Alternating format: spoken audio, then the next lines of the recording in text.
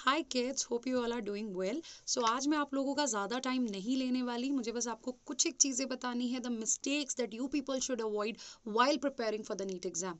देखिए बच्चे, हम सबको पता है कि NCERT is very very very important. Paper पूरा एनसीईआरटी से आता है, we know it very well.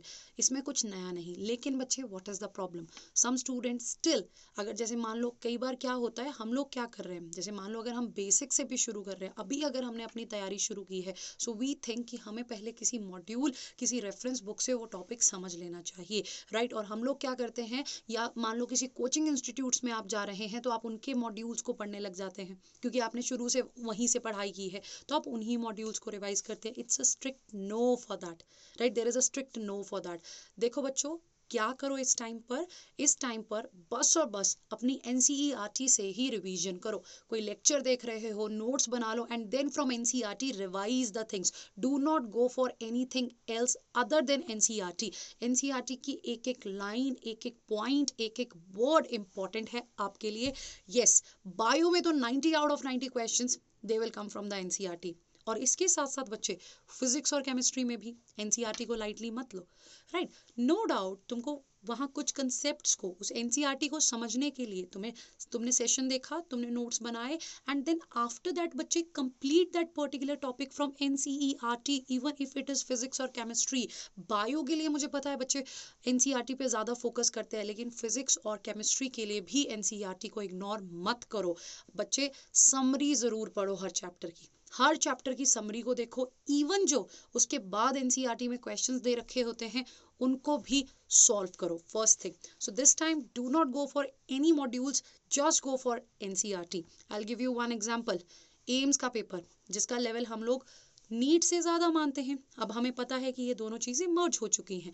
बच्चे, अगर आप एम्स के प्रीवियस ईयर के पेपर भी देखते हो, सो एम्स का मैक्सिमम पेपर भी एनसीईआरटी से होता है, राइट। बस क्वेश्चंस को थोड़ा ट्रिकी बनाया जाता है। Even it is also from the NCERT. So do not skip your NCERT, first thing, right. Do not focus on any other thing.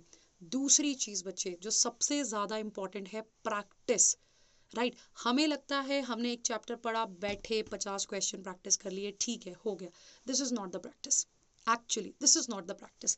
तुम्हें क्या करना है, कायदे से अपना टाइम 3 घंटे बैठ जाओ, फिजिक्स केमिस्ट्री बायोलॉजी को सॉल्व करो, प्रैक्टिस पेपर दो, टेस्ट सीरीज ज्वाइन करो, मॉक टेस्ट में, राइट, पार्टिसिपेट करो, मॉक टेस्ट में टेस्ट दो, ताकि तुम नीट से पहले नीट के एग्जाम की अच्छे से तैयारी कर लो। बच्चे, जितना ज़्यादा तुम प्रैक्टिस करोगे, स्ट्रिक्टली टाइम लिमिट के साथ, कि 3 घंटे में मुझे फिजिक्स, केमिस्ट्री और बायो के सारे क्वेश्चन खत्म करने हैं, उतनी ही आपकी स्पीड बढ़ेगी।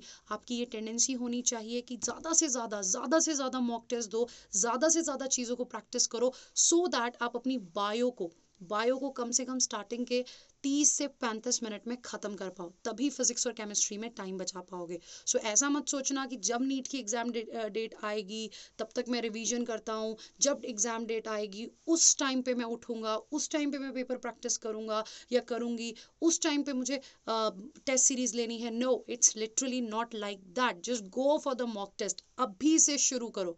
ये बच्चे बहुत ज़्यादा मिस्टेक करते हैं कि पढ़ते रहते हैं, प्रैक्टिस नहीं करते, नहीं। और ऐसे भी प्रैक्टिस नहीं करनी है, बैठे 20 क्वेश्चन कर लिए, होगी प्रैक्टिस, नो। एक वीक में कम से कम एक बार एक मॉक टेस्ट ज़रूर दो, तभी आपको टाइम मैनेजमेंट आएगा, पेपर टाइम पे ख़त्म करना आएगा। यू विल अंडरस्टैंड कि कैसे, कितने क्वेश्चन को कितना टाइम देके किस तरह से पेपर मैनेज करना है, राइट बच्चे। सो गो फॉर दिस, इन चीज़ों को फॉलो करो। और तीसरी चीज़ रादर, अब ये करो बच्चे कि कोई भी टॉपिक है, if you are doing it for the first time, okay, video lectures you can see. उसके बाद तुम लोग क्या कर सकते हो, नोट्स बनाओ, एनसीईआरटी से टॉपिक को रिवाइज करो। अगर आपने पहले अपना सिलेबस खत्म कर लिया है, फिर क्विक रिवीजन करो, राइट। जितना ज़्यादा रिवाइज करो, प्रैक्टिस करो, रिवाइज करो, प्रैक्टिस करो।